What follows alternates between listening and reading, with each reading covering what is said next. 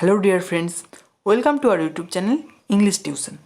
আজকে আমরা ক্লাস 7-এর লেসন 1 দ্য বুক অফ নেচারের ইউনিট 1-এর অ্যাক্টিভিটিটা সলভ করব। এর আগে আমরা ইউনিট 1-এর যে line by line Bengali meaning সেটাও আলোচনা করেছি। তোমরা যদি সেই ভিডিওটি না দেখে থাকো তাহলে এই ভিডিওর ডেসক্রিপশন বক্সে তোমরা সেই ভিডিওর লিঙ্ক পেয়ে যাবে, তোমরা সেখান থেকে ওই ভিডিওটি দেখে নিতে পারো। তো আজকের ভিডিওটি শুরু করার আগে তোমাদের অবশ্যই বলবো চ্যানেলটিকে সাবস্ক্রাইব করে বেল আইকনটিকে অল করে রেখো, যাতে আমাদের আগামী ভিডিওগুলির নোটিফিকেশান তোমরা পেতে পারো। তো শুরু করা যাক। প্রথমে অ্যাক্টিভিটি 1। অ্যাক্টিভিটি 1-এ কী বলছে? Underline the appropriate alternatives. সঠিক উত্তরটি নিচে আন্ডারলাইন করো, মানে দাগ দাও। তো প্রথমে কী বলছে? India is in fact a big, small, huge part of the earth surface. এখানে সঠিক উত্তর হবে স্মল। আমি আন্ডারলাইন করলাম না, এখানে ওপরে রাইট চিহ্ন দিলাম। এর মানে হলো ইন্ডিয়া ভারত প্রকৃতপক্ষে পৃথিবীর পৃষ্ঠদেশের ওপর একটা ছোট্ট অংশ। বি কী বলছে? ওয়ান্স আপন এ টাইম, একদা কোনো এক সময়, দ্য আর্থ ওয়াজ, পৃথিবী ছিল, too cold, dark, hot for any living being to survive, যে কোনো ধরনের প্রাণীর বাঁচার জন্য। এখানে উত্তর হবে হট। মানেটা হচ্ছে একদা কোনো এক সময় পৃথিবী এতটাই গরম ছিল যে কোনো প্রাণীর পক্ষে বাঁচা সম্ভব ছিল না। 3 নম্বর কী বলছে? Fossils are a type of wild animal, one kind of hard rock, the remains of old living beings. Fossil মানে হচ্ছে দেহাবশেষ। তো ফসেলস হলো পুরনো যে সমস্ত আদিম প্রাণী পৃথিবীতে বসবাস করতো তাদের দেহাবশেষ। উত্তরটা হবে the remains of old living beings, এটা উত্তর হবে। এরপর চলে আসি অ্যাক্টিভিটি 2-এ। অ্যাক্টিভিটি 2-এ বলছে answer the following questions in complete sentences. পূর্ণ বাক্যে নিচের প্রশ্নগুলির উত্তর লেখো। তো প্রশ্ন বলছে what must we do to know about the tale of this world. এই পৃথিবীর বা এই জগতের গল্প জানতে গেলে আমাদের অবশ্যই কী করতে হবে? উত্তর হবে we must think of all the countries and all the peoples that have inhabited on the earth to know about the tale of this world. আমরা অবশ্যই সমস্ত দেশের কথা এবং সমস্ত মানুষের কথা ভাববো যারা এই পৃথিবীতে বসবাস করে। এইভাবেই আমরা পৃথিবীর বা এই জগতের যে গল্প সেটা আমরা জানতে পারবো। দ্বিতীয় প্রশ্ন কী বলছে? How old is our earth. আমাদের পৃথিবী কত বছরের পুরনো? অ্যান্সার হবে our earth is millions and millions of years old. 1 million মানে 10 লক্ষ। তাহলে আমরা বলতেই পারি আমাদের পৃথিবী লক্ষ লক্ষ বছর পুরনো।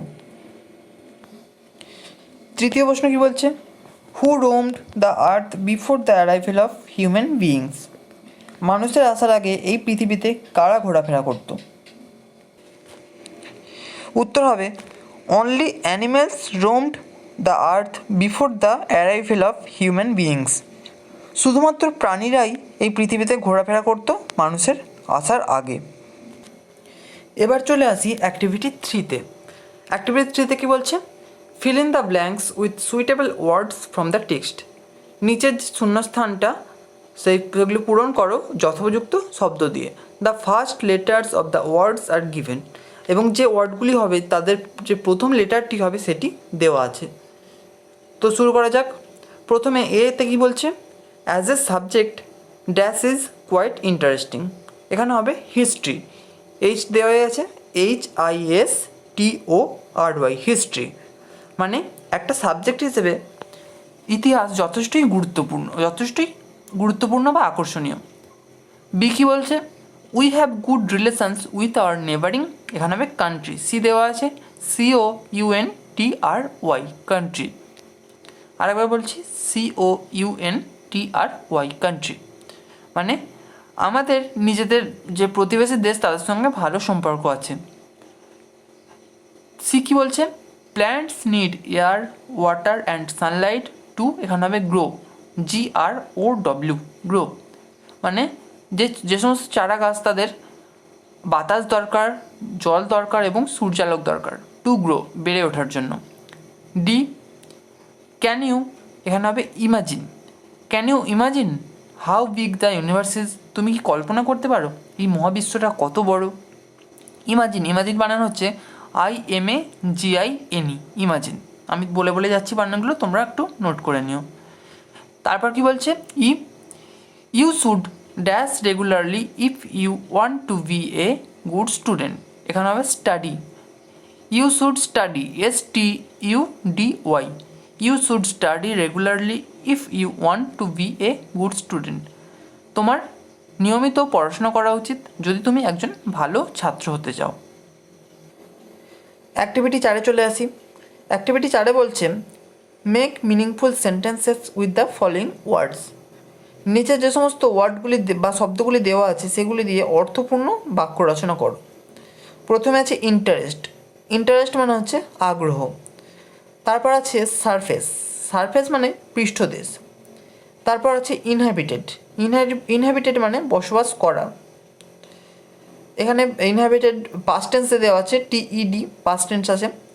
তারপর আছে টুগেদার, টুগেদার মানে একসাথে। তারপর আছে সায়েন্টিস্ট, সায়েন্টিস্ট মানে বিজ্ঞানী। তো দেখে নেওয়া যাক কী কী বাক্য রচনা এখানে হবে।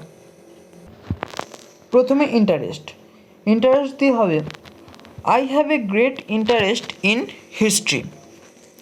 তারপর সারফেস, মানেটা বলা হলো না, I have a great interest in history, আমার ইতিহাসে বিরাট আগ্রহ আছে।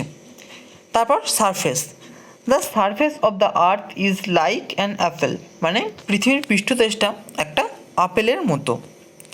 তারপর আছে টুগেদার, টুগেদার মানে একসাথে, I take my dinner together with my family, আমি আমার রাতের খাবার আমার পরিবারের সঙ্গেই নিই।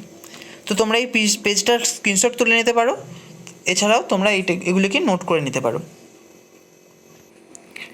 এরপর আছে সায়েন্টিস্ট, এখানে আমি করেছি Newton is a great scientist, মানে নিউটন হলেন একজন মহান বিজ্ঞানী।